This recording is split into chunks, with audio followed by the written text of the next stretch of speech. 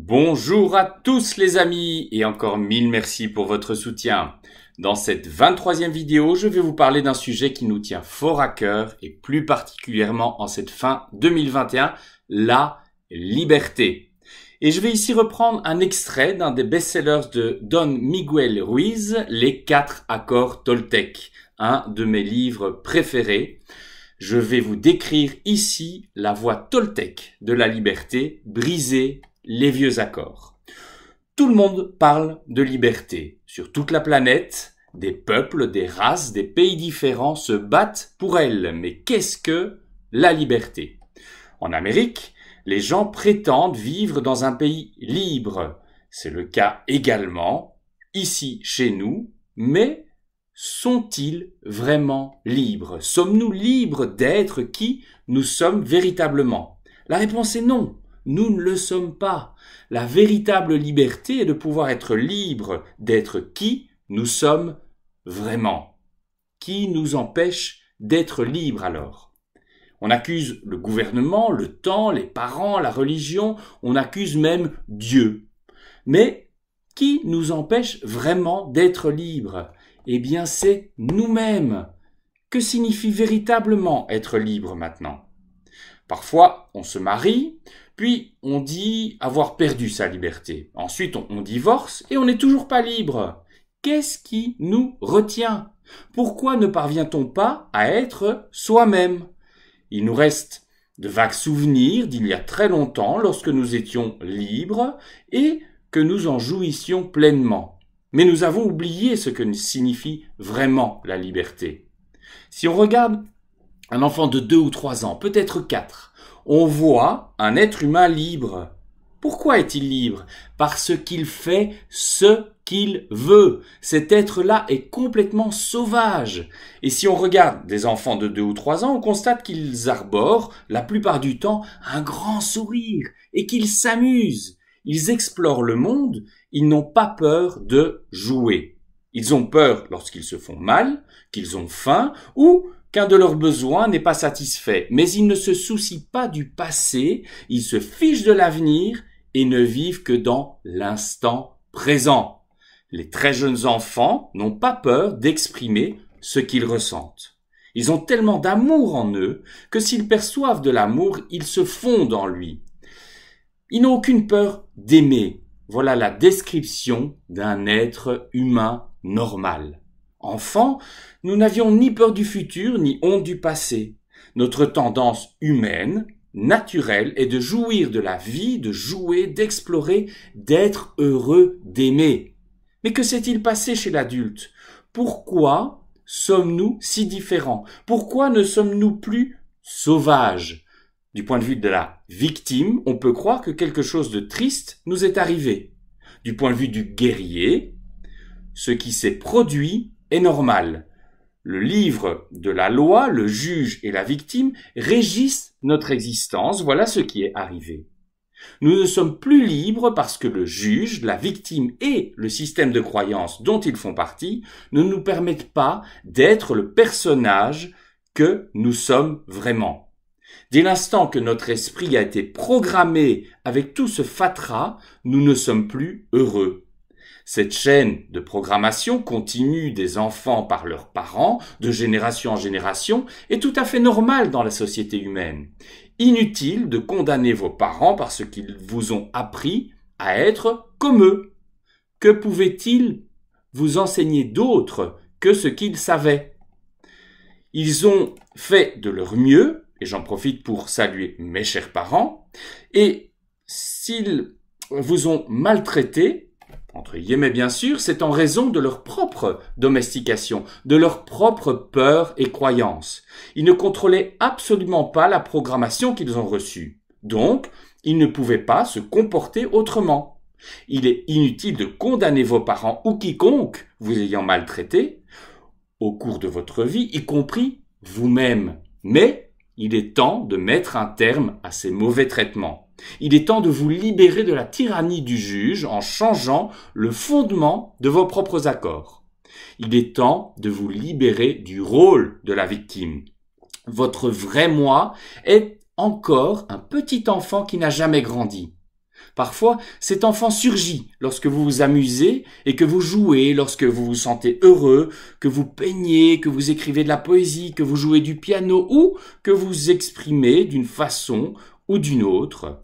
Ce sont les moments les plus heureux de votre vie lorsque votre vrai moi se manifeste, que vous ne vous souciez plus du passé ni de l'avenir, que vous êtes redevenu un enfant.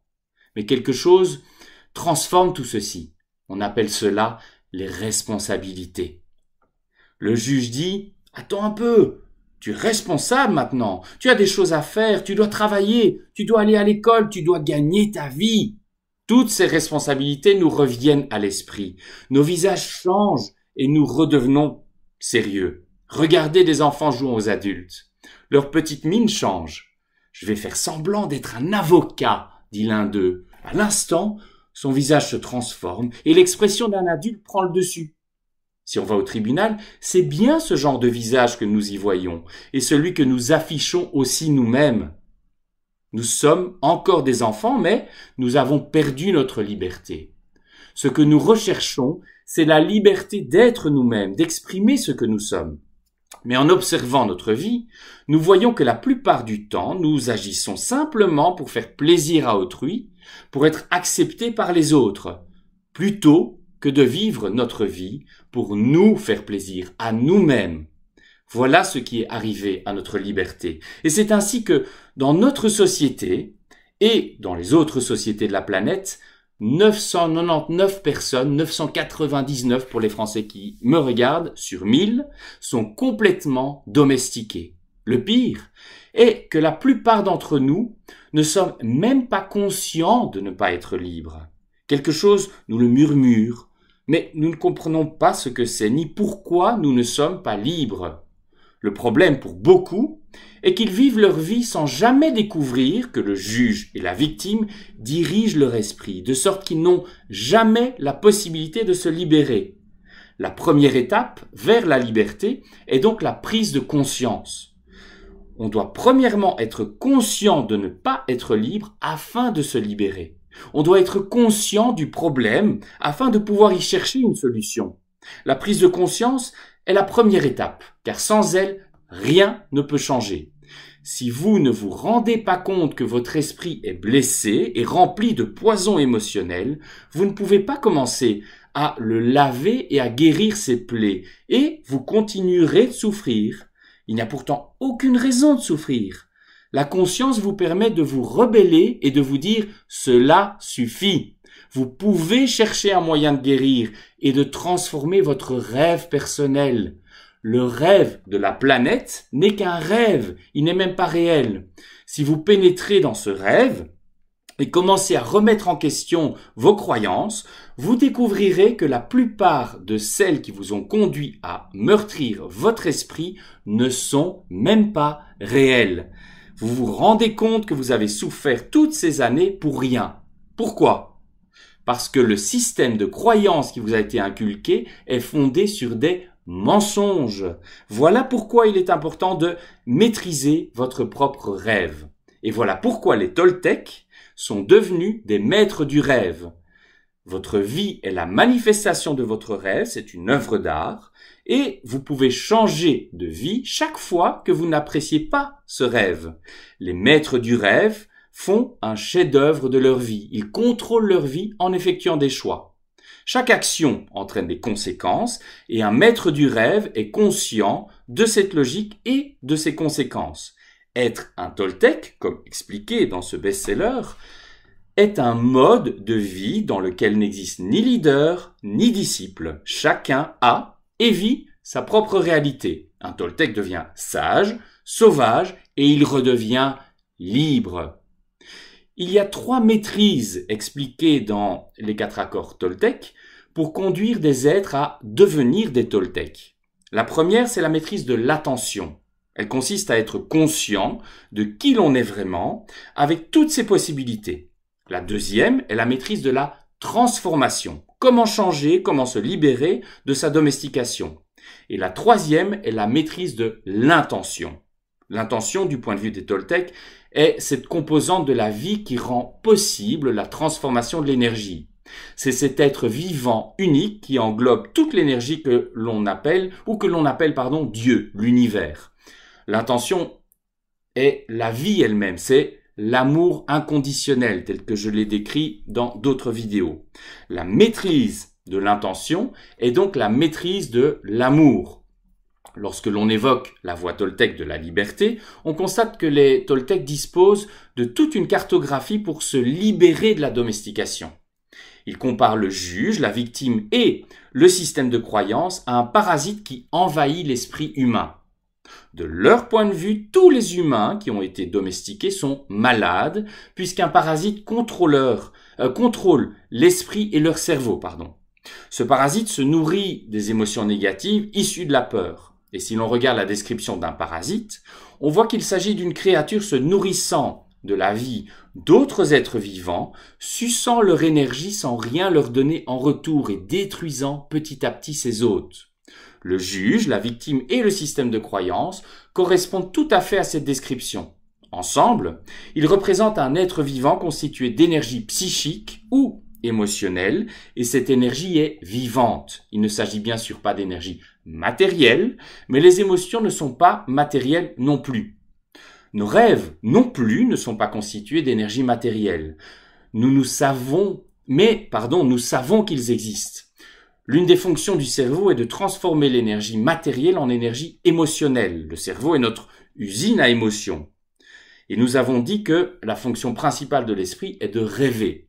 Les Toltecs croient que le parasite, le juge, la victime et le système de croyance contrôlent votre esprit, ils contrôlent votre rêve personnel, votre liberté.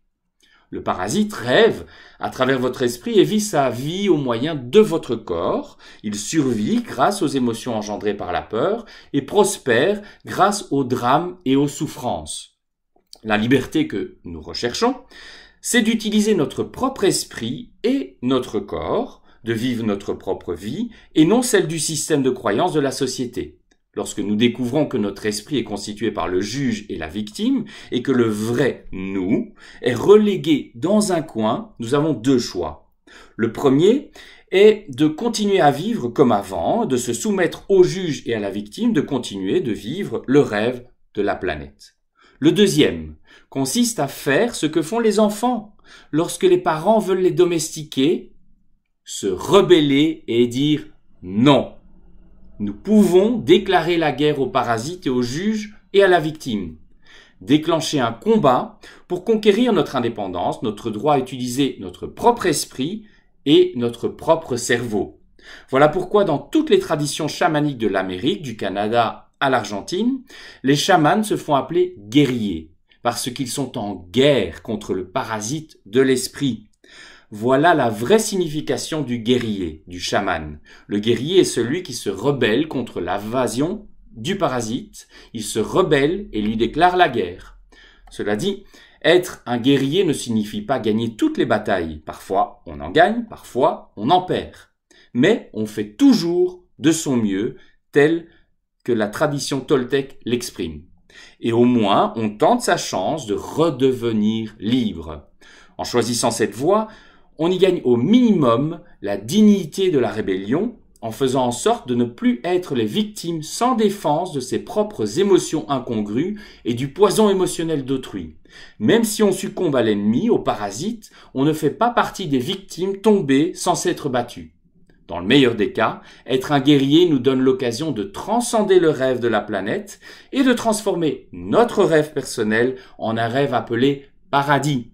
Tout comme l'enfer, le paradis est un lieu qui existe dans notre esprit. Il y règne la joie, on y est heureux, libre d'aimer et d'être qui on est vraiment. On peut atteindre le paradis en étant encore en vie, sachez-le. Pas besoin d'attendre d'être mort. Dieu, l'univers est toujours présent et le royaume des cieux est partout. Mais il faut tout d'abord des yeux, des oreilles pour voir et entendre cette vérité. On doit se libérer du parasite. Le parasite peut être comparé à un monstre à 1000 têtes. Chacune de ces têtes est l'une de nos peurs. Si l'on veut être libre, il faut le détruire, ce monstre. Une solution consiste à attaquer une de ces têtes à la fois, ce qui signifie faire face à ces peurs une par une. Ce processus est lent, mais il fonctionne. Chaque fois qu'on fait face à une de ces peurs, on est un peu plus libre. Une autre approche, expliquée dans les 4 accords Toltec, est de cesser de nourrir ce parasite. Si on ne lui donne plus rien à manger, on le tue par inanition. Et pour ce faire, il faut contrôler ses émotions, ne plus entretenir celles qui proviennent de la peur. C'est facile à dire, mais beaucoup plus difficile à faire parce que le juge et la victime contrôlent notre esprit. Une troisième solution est ce que l'on appelle, dans les traditions toltèques, l'initiation de la mort. On la trouve également dans de nombreuses traditions et écoles ésotériques du monde. Elle existe en Égypte, en Inde, en Grèce et en Amérique par exemple. Il s'agit d'une mort symbolique et qui tue le parasite sans nuire à notre corps physique. Et lorsque l'on meurt symboliquement, le parasite doit mourir. Cette méthode est plus rapide que les 2 autres, mais elle est encore plus difficile. Il faut beaucoup de courage pour rencontrer ce qui est décrit dans les 4 accords Toltec comme l'ange de la mort. On doit être très fort. Pour découvrir ou approfondir ces 3 solutions que je vous ai brièvement décrites, je vous invite à lire ce magnifique livre de Don Miguel Ruiz, Les 4 accords Toltec, la voie de la liberté personnelle. Il a été vendu en plusieurs millions d'exemplaires dans le monde et traduit dans plus de 20 langues, je vous le conseille. Merci encore à mon ami Franck de France, il se reconnaîtra de m'avoir donné ce livre il y a quelques années. Il a réellement changé ma vie et ma philosophie. Et je vais terminer cette vidéo en parlant d'un sujet qui nous touche tous actuellement, la liberté vaccinale. Je vais même vous lancer un challenge et pour que vous jouiez le jeu, je compte ne plus publier de vidéos tant que l'un d'entre vous n'a pas réussi ce challenge. En ce 10 décembre 2021, mon fils aîné fête aujourd'hui ses 11 ans. Il termine même 10 jours de quarantaine dû à un test Covid positif, sans le moindre symptôme. Il est même en pleine forme, je vous rassure. Je suis personnellement un pro-vaccin. J'ai toujours fait tous mes vaccins et je suis convaincu de leurs bienfaits, y compris pour mes enfants. Or, on commence à parler d'injection expérimentale chez nos enfants et je ne la comprends vraiment pas. Surtout que je ne connais encore aucun enfant qui a réellement été malade du Covid. Mon challenge, sans doute pour me rassurer, est que vous me fournissiez la raison pour laquelle, écoutez bien, l'hydroxyde de graphène est présente dans les injections expérimentales des 3 doses administrées jusqu'à ce jour.